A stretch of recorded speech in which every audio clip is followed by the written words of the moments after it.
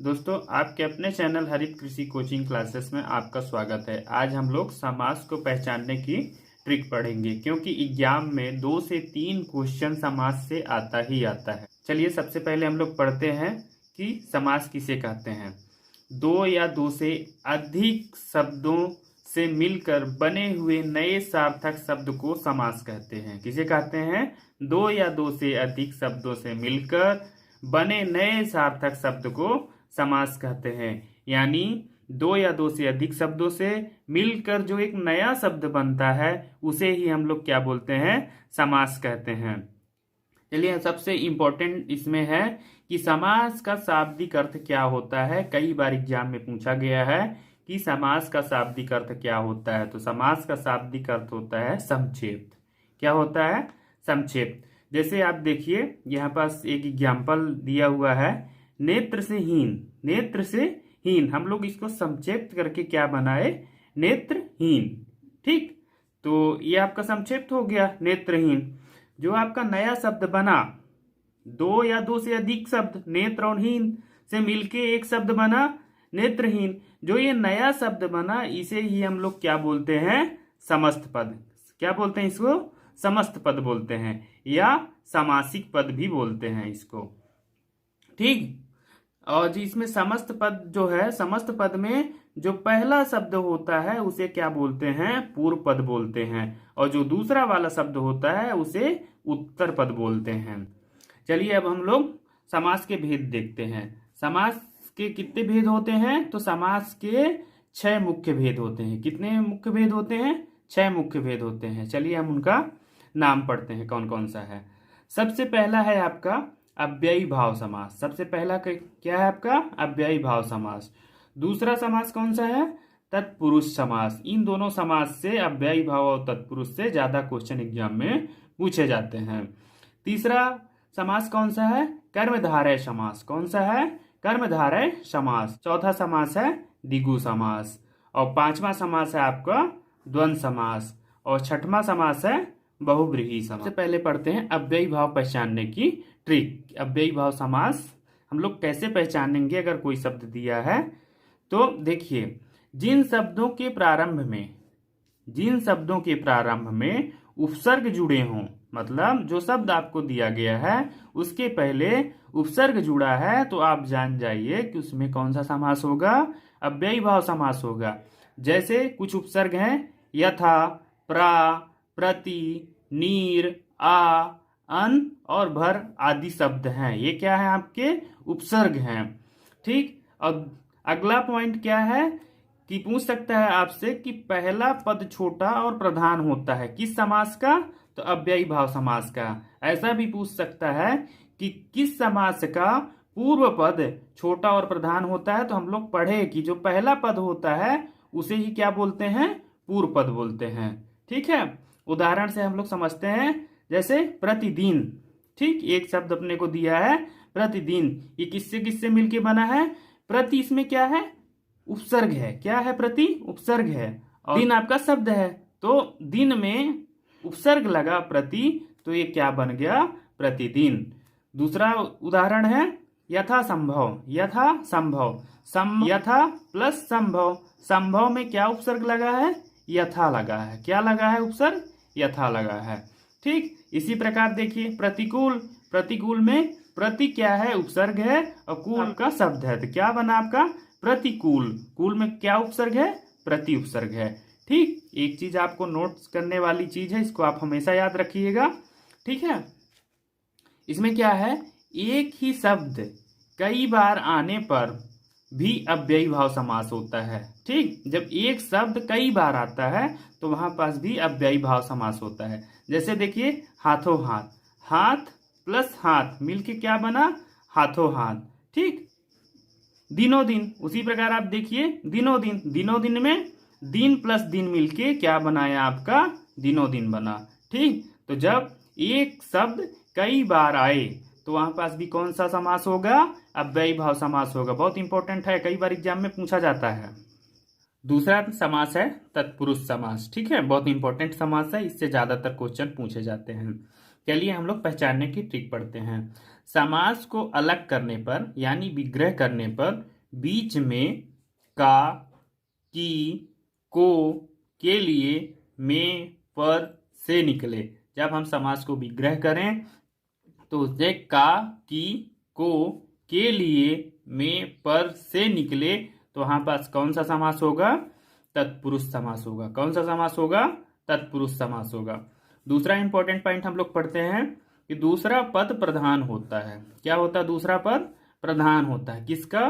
तत्पुरुष समास का। ऐसा भी आ सकता है कि किस समास का उत्तर पद प्रधान होता है। ठीक, तो किसका है? तत्पुरुष समास का। हम लोग पढ़े कि जो पहला पद होता है समासिक शब्द का या समस्त पद का, तो वो क्या होता है? पूर्व पद होता है। और जो दूसरा पद होता है उसे क्या बोलते हैं? उत्तर पद बोलते हैं। ठीक, चलिए हम लोग उदाहरण से समझते हैं। जैसे है राजकुमार। ठीक, तो इसका विग्रह करते हैं तो राजा का कुमार। ठीक, इससे देखिए का निकला। ठीक, का निकला विग्रह किए तो इसमें कौन सा समास होगा? तत्पुरुष समास होगा। उसी प्रकार देखिए यश प्राप्त। ठीक, यश प्राप्त, यश प्राप्त, यश को प्राप्त। जब हम लोग विग्रह किए तो क्या है? यहाँ पास को निकला। ठीक, क्या निकला? को निकला। तो हम लोग तुरंत पहचान जाएं कि यहाँ पास कौन सा समास होगा? तत्पुरुष समास होगा। दूसरा है करुणापूर्ण। ठीक, इसको हम लोग विग्रह किए तो करुणा से पूर्ण। ठीक, विग्रह किए तो क्या निकला? करुणा से पूर्ण। देखिए इसमें से आ रहा है। ठीक, तो ये इसमें कौन सा समास होगा? तत्पुरुष समास होगा। उसी प्रकार देखिए यज्ञशाला। यज्ञशाला मतलब यज्ञ के लिए शाला। ठीक, यज्ञ के लिए शाला। देखिए के लिए आ रहा है। ठीक, पांचवा आपका उदाहरण है पाप मुक्त। पाप से मुक्त, किससे मुक्त हो रहा है? पाप से मुक्त। विग्रह किए तो से आ रहा है। ठीक, इस प्रकार देखिए शिवालय, शिव का आलय। किसका आलय?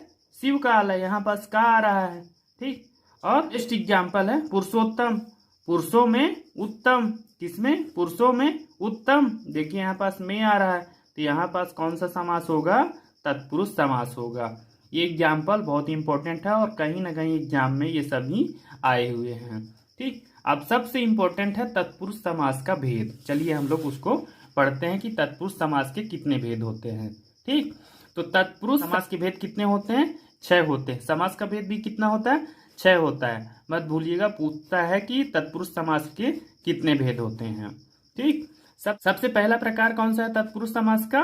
कर्म तत्पुरुष। क्या है? कर्म तत्पुरुष। इसमें को का लोप होता है। किसका लोप होता है? को का लोप होता है।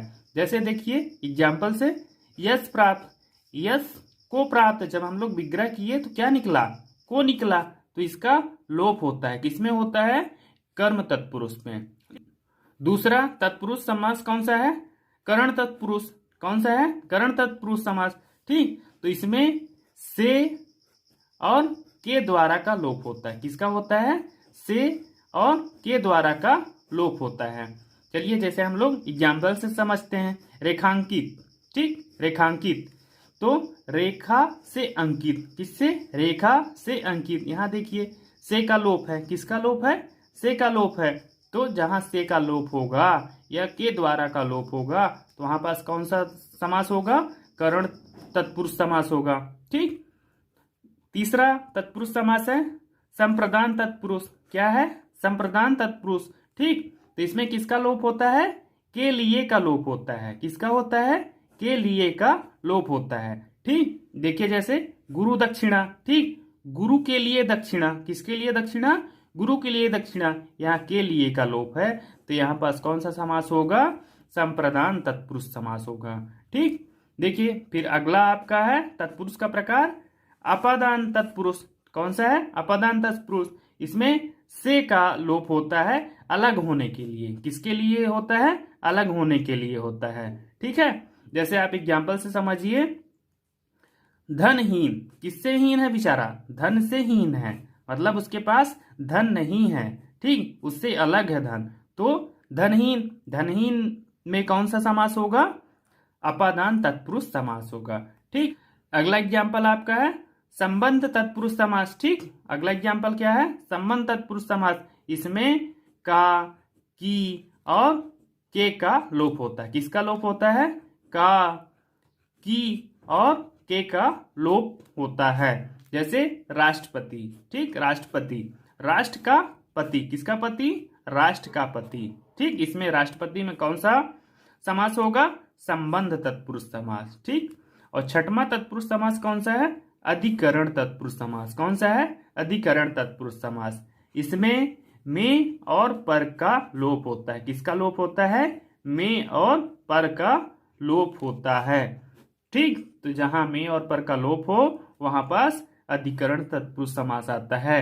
जैसे ग्रामवास, ग्राम में वास, ठीक, समास। अगला कौन सा समास है? कर्मधारय समास, ठीक। शब्द के दूसरे पद की विशेषता बताई जाती है, किसके द्वारा? पहले पद के द्वारा। शब्द की विशेषता बताई जाती है किसके द्वारा? पहले पद के द्वारा, ठीक है। और विग्रह करने पर है जो या समान आए, ठीक। क्या है विग्रह करने में? है जो या समान आए, वहां पास कौन सा समास होगा?